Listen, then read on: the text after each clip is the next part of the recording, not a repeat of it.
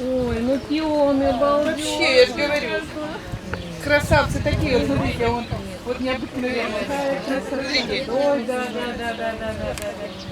Ну нет, ну это вообще что? Это вообще бесподобно. Молодцы.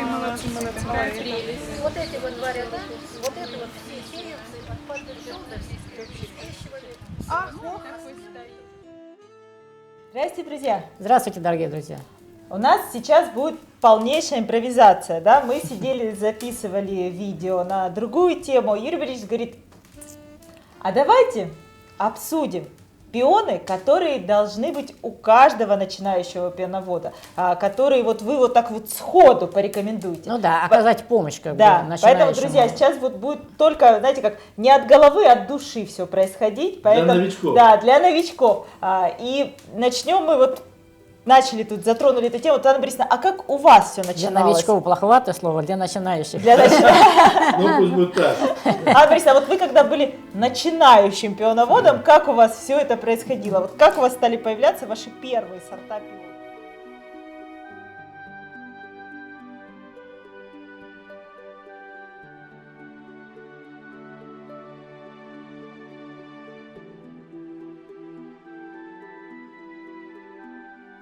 Когда я первый раз увидела объявление в журнале «Цветоводство», которое у нас было, и есть, наверное, я надеюсь, очень хороший журнал, Есть. то там было написано, что предлагаю 73 сорта, по-моему. Я думаю, ну ты даешь, вот это ты загнула, врешь. И, ну ладно, А послала. какой-то примерно был год? Вот примерно, навскидку. Ну, я же начала еще в 90-х. Это 90-е, Ну, лет 30, 97-й, 98-й. Как только у меня немножко появились деньги, то что я была вообще в этом как бы... А немножко появились деньги какие-то, дети подросли, уже столько не требовали денег, ладно. И я сразу, значит, на цветы. Цветы-то я люблю с детства. Вот. И я думаю, ну... Написала ей и говорю, вышлите мне, ну, например, 24 штуки она мне выслала. Я ей написала, вышлите мне те цветы, которые вы считаете, сорта, те, которые вы считаете самыми лучшими. Но она мне сделала список, говорит, ну, я считаю, что они все самые лучшие у меня, ну, вот для начинающего человека вот это вот. И она прислала мне 24 сорта. Когда они зацвели, они буквально зацвели, они зацвели у меня не на первый год, потому что тогда пионы была редкость, и присылали вот такие вот корешочки. Карандашики, да? Карандашики, там с двумя или с одной почечкой, но это было счастье уже. И они у меня на второй год зацвели, я их так посадила в рядочек, 1, 2, 3, 4, 5. Их машины все, которые ехали мимо, а я посадила их на улице, на клумбе, все, которые ехали, останавливались. Просили, я же побоялась, что они мне все Выкопают. не выкопают, как бы уничтожат. И я все цветки посрывала, но я была в шоке. Я занесла это все домой, когда она зацветала, это было в шоке. Потому что я прям думаю, ну этого не может быть. Ну, пионы не могут быть. Я знала красный, белый, там, розовый, все. Вот эти вот, что там может быть еще? Это А был так думаешь, шок. ну, Особенно, Какие были сорта? особенно Самая интрига японцы. в чём? мы Что? затягиваем интригу. Это были классика, этот 1807 Red Red Charm, Red Grace, потом вот эти Kundred, Ball of Cream, потом неон японцы, значит, по очереди у нас розовые High Fashion, по-моему, не помню, High Fashion или Сара Бернар. Вот. Ну, розовый махровый. Розовый нежно-розовый махровый, да, розовый, было несколько штук. Потом еще у меня был такой вот, он до сих пор есть, 1345, я забыла его название, 1345, мисс какая-то. Вот этот Мисс он, Франклин Рузвельт. Очень, да. очень вообще сорт, его хотят все. Потому что он красивейший очень такой. редкий и очень красивый. И мы, к сожалению, сколько лет не можем размножить потомков, вот, потому что 100% мы выращиваем сейчас потомков вот тех пионов, которые у вас появились. Потому Да, что мы больше ниоткуда ее Франклин А брала Рузвельт. я вот у Косовой Раисы из города Шахты, сейчас вспомнила. Вот первый раз я у нее взяла, она мне прислала, и потом я у нее Буквально уже через 2 года, когда они мне зацвели, я скупила у нее всю ее коллекцию. Все 74 Да, штуки? все 74 штуки. Потому что раньше ж невозможно было их посмотреть. Вот она присылает, и описание там было в 2-3 словах. В 2-3 словах, и все. Такой-то, такой-то. И когда я получила вот эти вот японские сорта, я вообще ходила и даже листья проверяла, и нюхала. Думаю, ну, вроде листья, как у пиона, все сходит, как у пиона, цветок не как у пиона. Ну, как так? Вот они были как герберы такие, открываются, как герберы. Красота. Бориса, Ну, мне пришлось с улицы их убрать. во двор? Ну да, потому что я начала бояться за них. Домашние ваши поддерживали ваше увлечение? У меня нету любителей цветов в семье, к сожалению. К сожалению, мои сыновья пошли кто в стройку, кто еще куда. Короче говоря, и они, как бы сказать, помогать мне помогали очень хорошо. Они только мне, как бы сказать, дали возможность развиться. Они очень хорошо помогали. Но так, что подходить и восхищаться.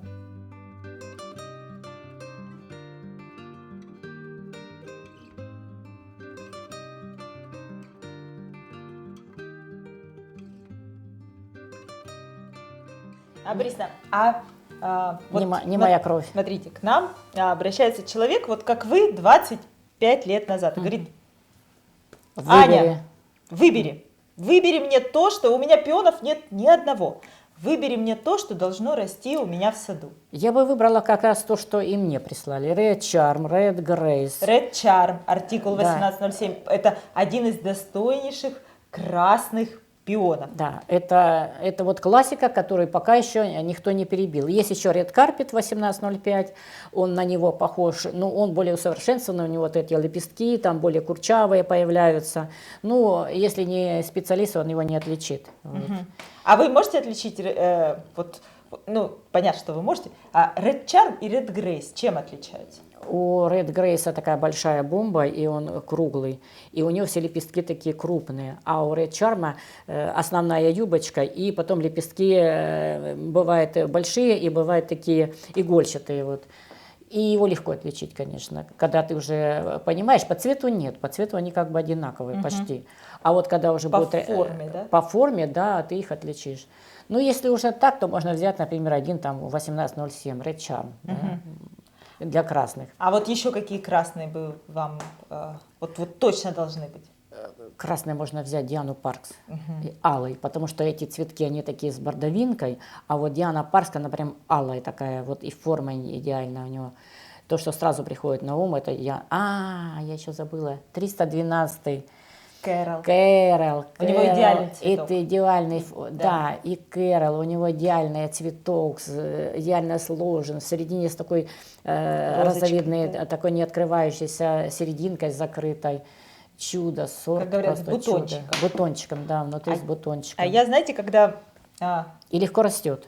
Это главное вот для начинающих, то, что они легко растут, не капризные. Вот если Генри Бокстас, я бы начинающим не посоветовала. Он сорт отличный, но для начала надо натренироваться на других. Я взяла, и он такой красивый и такой редкий, и я так была им восхищена, что я его одно поливала. Дополивалась, что у меня пропало, и пришлось мне выписывать новый тогда.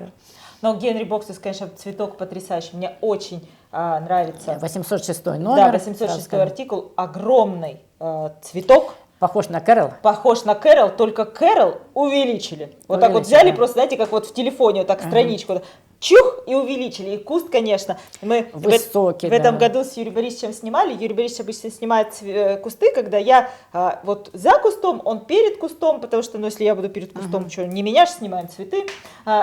Снимали в этом году Генри Бокстас. Так мы еле нашли место, чтобы я там из-за куста, из-за этого вылезла. Да. И чтобы ты выглядывала. Да, чтобы я выглядывала, потому что огромные цветоносы. И разбрасывается, да. Вот прям такие огромные цветы. И мы там, в общем, нашли потом лазейку, записали этот. Но главное, что на землю не ложится. Большие цветки, а на землю не ложится. Меня он вообще, Генри Бокстас, поразил, когда начинал цвести. Я вот с ними только знакомилась, с пионами. Очень мне понравился. Анна Борисовна, Old Findful, вот вы начинающему пиону. Old Findful, конечно, я бы посоветовала. Это такой цветок, за которым я гонялась лет на 7. Никак не могла его купить, у него была бешеная цена. Сейчас, слава богу, он размножился, и его по всему ну, как бы сказать, все знают и все этот сорт обожают. У нас даже от него сеянец есть, такой же красавчик, еще лучше увеличенный, но это пока говорить о нем не будем. А вот Old Findful 1504, чудо-сорт, вертикальный стебель, он называется старый солдат, по-моему. Да. Да, вот старый солдат. Что такое старый солдат? Это тот солдат, у которого выправку уже не испортить.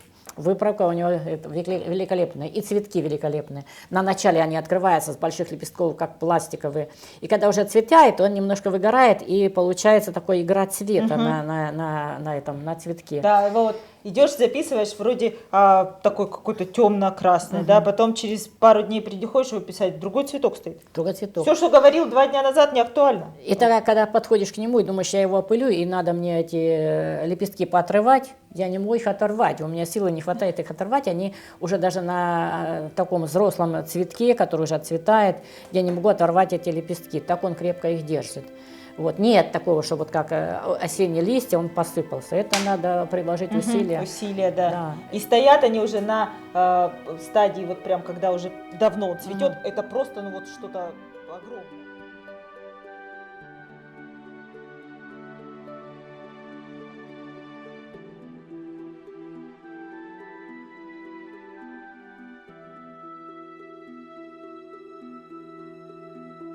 С красными вроде определились. Давайте к другому цвету перейдем. Давай коралловый еще. Давайте. О, я не сказала, когда коралловый. Я же взяла коралловый, тогда у нее этот Coral Charm тогда еще был. Не Sunset, а Charm. 341 номер, 341, по-моему. да.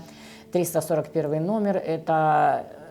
Я тоже вокруг него ходила, что за цвет. И как девчонки ко мне приезжают, знакомые, все сразу к нему, потому что он необычный. Да, необычный. И вот он прям непривычный, и он хорош, и цветет интересно, и в вазочку. Помните, мы 1622 ставили в вазу, делали фотографию. Вы, да, делали? Я делала фотографии. Потрясающе. Вот они смотрятся прям просто удивительно. Я ставила, Юрий Борисович делала фотографии. Ну, чудесный сорт. Сейчас ему на смену пошел 347 и 348. Вот. Они отличаются немножко оттенком. Конечно, 348 больше к розовому, а 347 больше к... Ну, это сорт без капризов. Совершенно тот, который новичку 100% посоветуешь. Ребята, берите смело и сажайте. И это он красота. растет очень быстро, Это очень красота. хорошо растет. А еще на него похож, это 355-й, помнишь, Да. как он называется? У меня номера легче, чем название. Да, есть такой. А ну глянь, 355-й. Короче, это тоже сорт, который можно...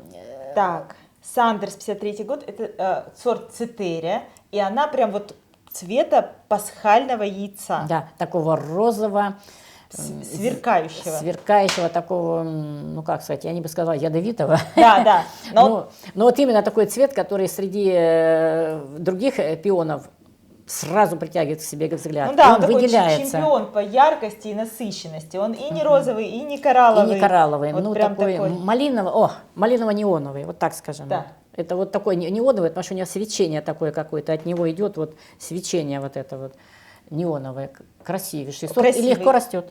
Да, Ну, для и новичков очень хорошо. ярко смотрится, вот действительно ярко, прям вот. А вот с японцев мы могли бы посоветовать, могли бы кого? Вот первый мой цветок был с японской формы, это неон. Чудесный сорт, с чудесным ростом, с чудесным цветком. А еще мой любимчик, Вельма Аткинсон. Неон у нас 2105, артикул Вельма Аткинсон. Чудесный. А неон у нас 1403. 1403. А я вот посоветовала. А Вельма Аткинсон тоже, это вообще невыносимо красивый цветок. Просто от него не отойти. У них срок цветения немножко разный.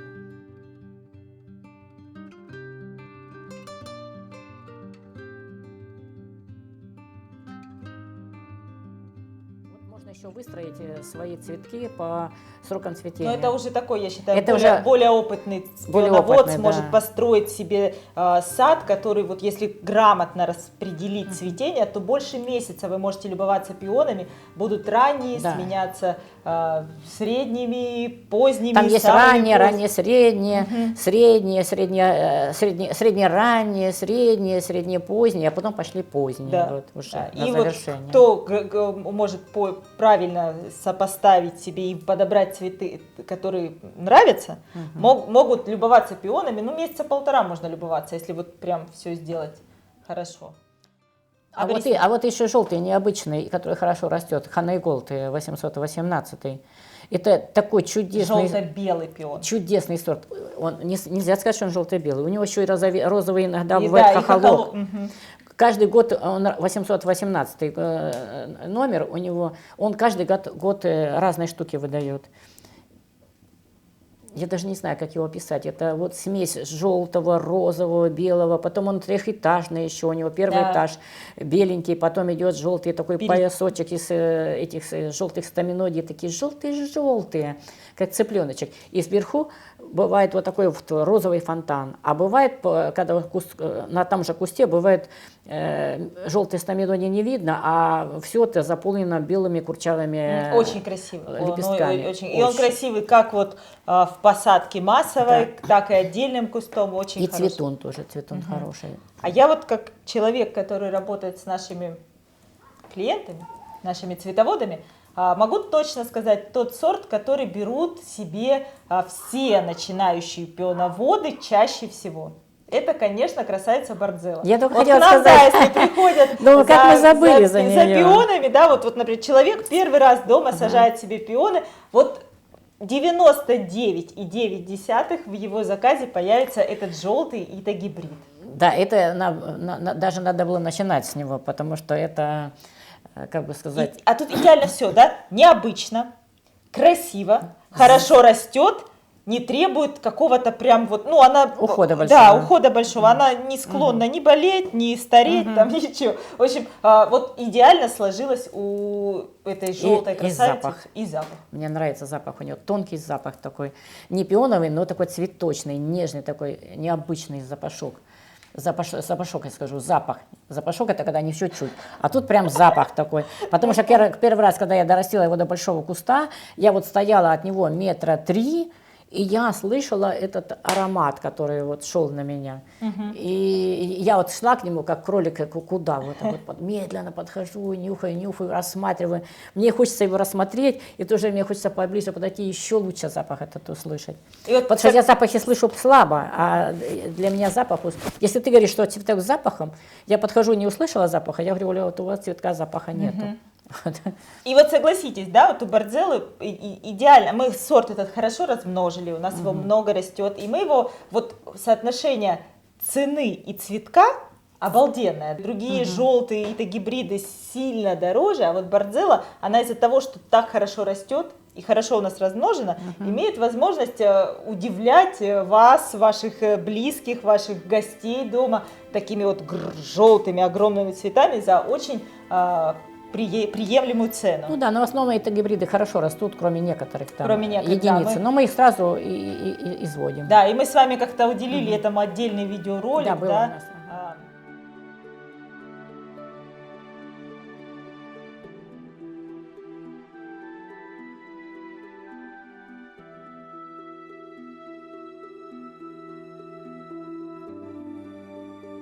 Борисовна, мы Не коротко да, не умеем. не уходим в сторону. Да, не уходим в сторону. А розовый, вот смотрите, у нас красный, желтый есть, розовый.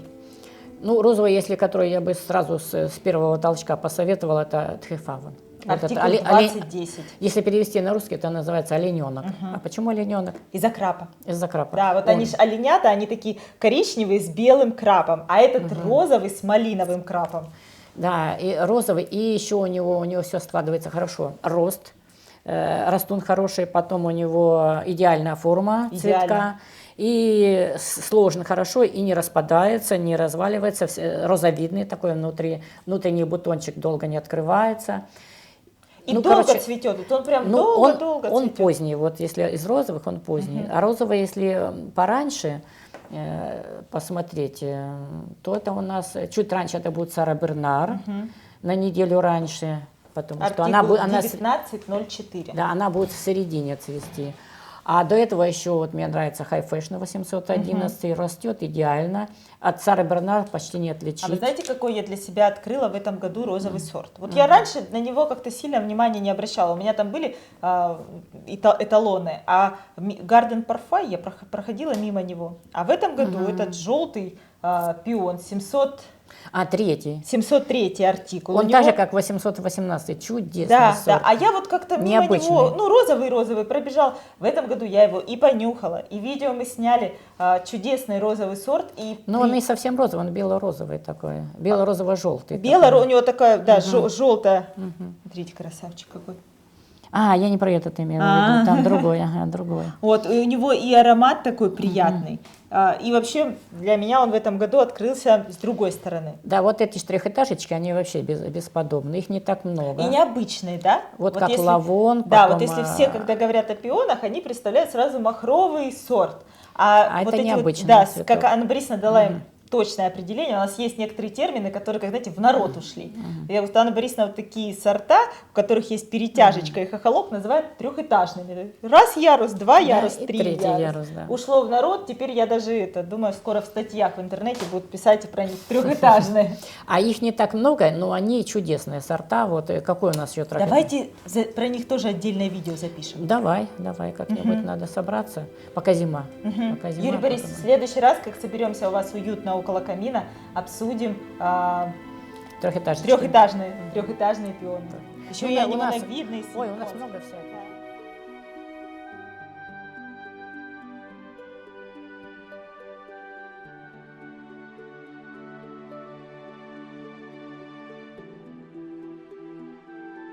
О, анимоновидно мы еще не посоветовали. Вот, какой сразу нам бросается? У меня 19-14. Да. И Коростав. Это вообще моя любовь. Это Артикул 340, Коростав, 1914, Шизмайстар. Шизмайстар, моя звезда, да? Да. А еще у меня 808? 808, Хизмайстар. Он такой какой-то, вот с ними... Он моя звезда, и она моя звезда. Да. Это они Шесмустар и Хисмустар. Так, они похожи, но мне, если по-честному, то вот они, отличить их можно, вот, потому что у 19-14 более розовые вот эти лепестки внутри появляются, а 808 Больше... у него форма другая, Да. немножко форма другая, но чудесный тоже сорт. Вот, отличить их можно, отличить легко. Но для начинающего пеновода, мне кажется, надо начать с 19-14. 19-14 он более размноженный, и цена поменьше у него. Да. И Более как-то размноженный. 808 он вроде как, на мой взгляд, он лучше него, мне больше нравится. Но 19-14 как-то вот стабильнее, да. размноженнее, и цена пониже. А в принципе отличить их могут только там специалист, потому что, ну как бы сказать, если далеко, быстро заходить, если далеко, там, ну ладно. А я бы еще посоветовала в этот рядок посадить Touch of Class. Мне кажется, у него, помимо того, что он тоже у нас достаточно размноженный сорт, и мы можем его с легкостью предлагать нашим пионоводам. У него очень необычная форма, которая, вот как мы затронули, да, тему, что вот все, когда говорят о пионах, сразу представляют махровые, круглые, бомбовидные, шаровидные. А здесь вообще вот форма, которая вас познакомит с пионами анимоновидной и с пионами японской формы. То есть вы познаете, какие они могут быть. И у нас есть несколько сортов анимоновидных пионов, когда вот розовое блюдце и светлый хохолочек, да, ну не хохолочек, светлый шарик. Мне нравится Touch of Class и Chase Country, но Chase Country это такой чуть более продвинутый, да, уровень? Он это не слабо размноженный, и его как-то сильно дорого, потому что его забирают сразу. Да. Поэтому вот с Touch of Class можно попробовать начать. С Touch of Class можно начать, да, потому что он уже размноженный и более. А этот 321, о нем можно помечтать, потом купите. Да.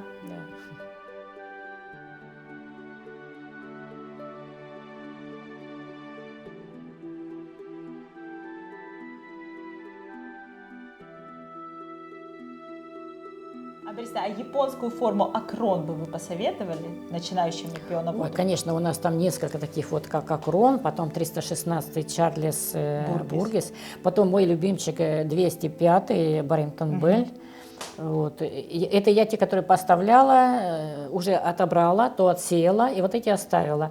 И 13,47, потом 22,03. Это все, которые я говорю, это все растуны, все красавцы и растуны. Любой можно из них брать, и любой вас поразит. Не разочарует, Да, да, и не доставит вам Ну, хлопот. Ну, куда там разочарует? А он очарует. Очарует, да. Очарует, да, потому что чудесные сорта, просто чудесные. О, и мне еще нравится Гаэл Тичлер, тоже хорошо растет, 701. Один год я была от него вообще в этом... Он рос в рядочке, и остальные выкопали, и на второй год он остался, там 2 кустика осталось, и они разрослись, им было достаточно места, они показали свою красоту. Огромный такой куст, много-много легких цветков, потому что они облегченные, они же японцы Японцы, да, облегченные. то есть блюдца. И они легко держатся, и даже когда ветер качает, они вот качаются на кусте так красиво, не полегают никуда, и это бесподобная красота. Вот 701 это моя тоже любовь. Он в другом оттенке. Если то я назвала темные, вишневые, Да, то этот в розовом розовый, оттенке. да, и светлый помпончик. И светлый помпончик. Ой, Это вот написано, среди 701 это Гаэл Тичлер, это тоже бомба. Но тоже уже у нас его маловато. Маловато, да. Надо его подразнить.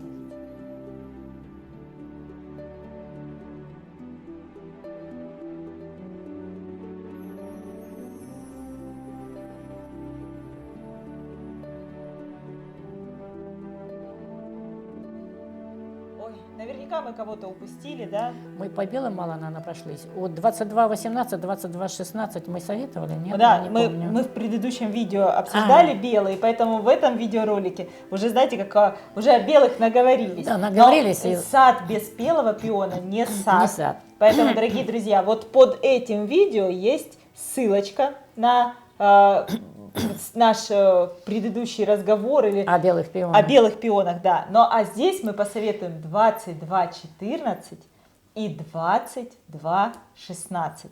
А 611?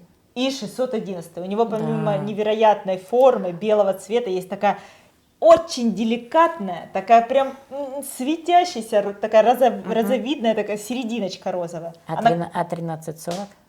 и 1340, вот Это 1340. шедевр, да. Да, вы Не его об- почему не обойдите? Он один на всем мире. Один во всем мире, да. Это ж мутация Мон Джулия Ли, Да, да. и появился мистер Эд, который на одном кусте может выдать половину цветов белых, половину розовых, а может еще дальше пойти. Он может один цветок вот так вот пополам поделить, половина розовая, половина белая. А может сегмент такой 1/3 будет? Одна или треть, 1 да, но- 1/4? И ты никогда, до того, как он раскроется, никогда Не ты не поймешь. угадаешь, как он будет цвести в этом году. То ли так, то ли так. То есть это прям, помимо того, что потрясающее Цветок зрелище. сюрприз, да. Да, у Вот него- ему как раз пошло бы название цветок сюрприз. Вот именно это цветок с таким сюрпризом.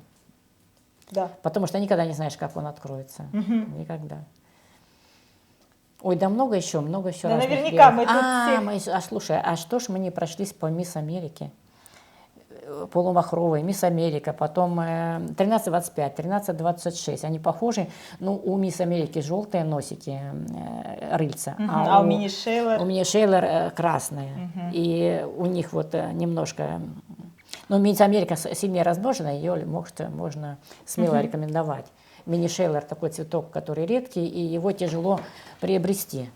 Тяжело приобрести. Ну да, то есть мини-шейлор начинающему цветоводу можно не гоняться за ним. Не да? гоняться, да. Достаточно будет Мисс Мисс Америки. Америки и белой. И будет чудесный белый полумахровый пион чистого белого цвета с желтой серединкой. И у него еще достоинство, он такой огромный, прям огромный. За счет его облегченной лепестки у него.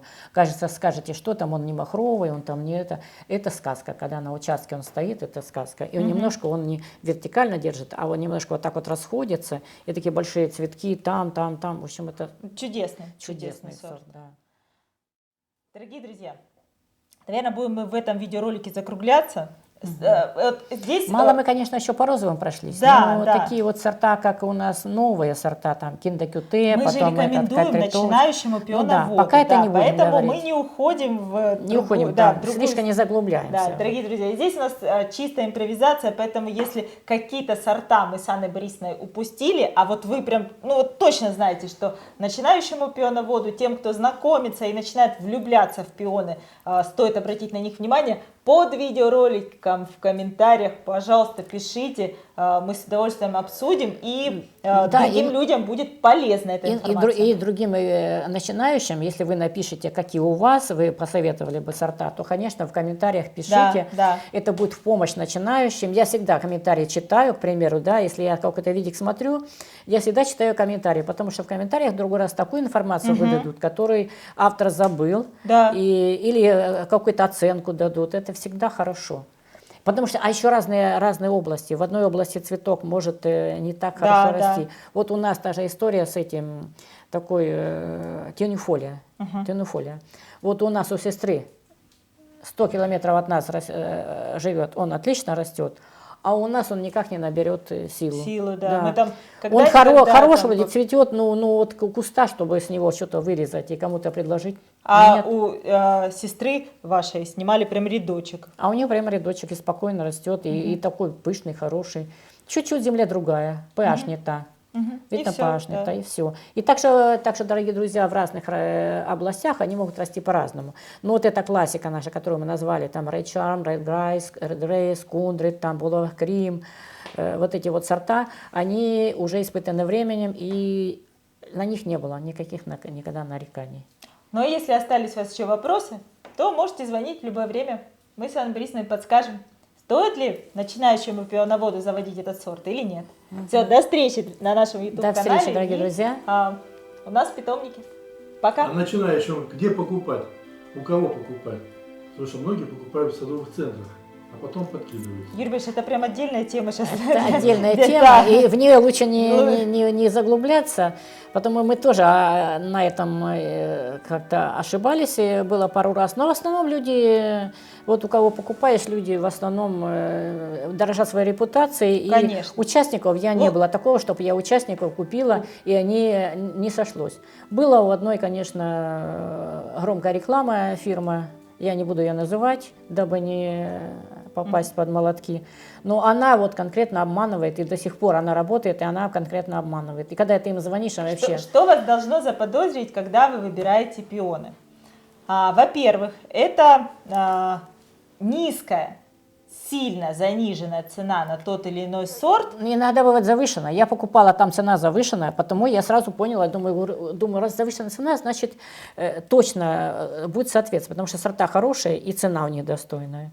И что ж ты думаешь, ни один не сошелся? Но чаще всего продавцы, которые выдают тот или иной сорт за другой, они всегда занижают цену. Ну да, если сильно не распространенный, сильно хороший сорт или даже распространенный, а они, например, продают его там по 300 рублей, то сразу я конечно, сразу насторожусь. Я с этим сразу если вам где-то предлагают пастель элеганс по 1000 рублей, бегите оттуда. Да. Вам предлагают не пастель элеганс. А потом, что вас должно насторожить? Это, конечно, в Оби, Хофах, там, Ашанах пионы в пакетиках, таких вот сухих торфом, которые продают к весне. То есть вам их начнут продавать в начале весны, и вы будете сажать там, если оно у вас примется и вырастет, вам очень сильно повезло.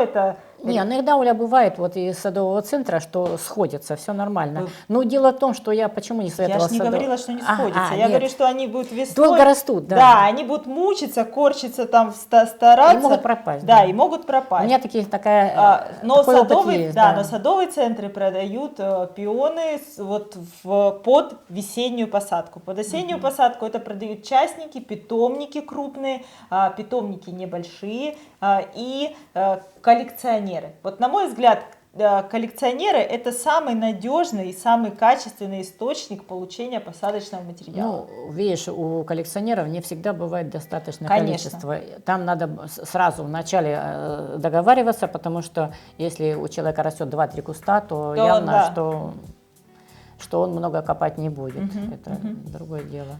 Ну а так, в принципе, люди сейчас стали добросовестные. Да. И Главное работать с живым человеком, с живыми людьми, с теми, кто увлечен этой профессией, кому действительно интересно, и они неравнодушны к пионам, которые у них растут, к сортам, которые у них растут, которые не выращивают все подряд там ради каких-то невероятных плантаций, а подходят к этому вопросу серьезно, ответственно и, главное, с любовью. ну тут главное, что в этом деле? Главное вот у гибридизатора, у коллекционера это учет. Все у нас упирается в бухгалтерию, что точно для того, надо еще как-то сделать и видео по учету, понимаешь, потому что мы долго к этому шли, пока научились правильно учитывать, чтобы не было пересорта. Договорились, друзья, как начнут у нас входить пионы, мы возьмем все наши записи, отправимся на поле и снимем видео по учету пионов, Да. как что растет, как мы что учитываем. Может быть, кому-то наш опыт будет полезен, и он с радостью перенимет какие-то у нас... Да. Если частник дома выращивает, то вот, например, пришли наши пионы с бирочками. Дорогие друзья, вы эти бирочки не отвязывайте, пусть они остаются. С ними посадите, и даже если вы через 10 лет выкопаете, эта бирка будет цела, и на ней будет название. Это если у человека во дворе не сильно много места, ему некогда покупать бирки там. У нас чаще всего, вот, кто покупает наши пионы и сажает, они эту бирочку отвязывают и на палочку втыкают под Не костик. надо этого делать. А еще хуже, она может потеряться. Да, еще хуже, когда привязывают, вот у пиона ж есть здесь остатки цветоноса, к кусочку цветоноса привязали. Ребята, ну он же все, вот сейчас вы его видите, а на следующий год у пиона будут новые цветоносы, Да. и останется ваша бирка просто в земле лежать. Лучше привязать к корню и закопать Да, и вместе закопать с ним, да, и тогда оно будет. Ну, это отдельный целый, потому что мы к этому долго шли. Да. Я потом расскажу, как мы там всякие баночки закапывали. что-то О, там точно, делали. давайте в следующий раз запишем видео по... Да. Все, друзья, До свидания, до дорогие. свидания, потому что вы знаете, да? Время у нас Нам уже, только дай. нам только дай поговорить. Пока.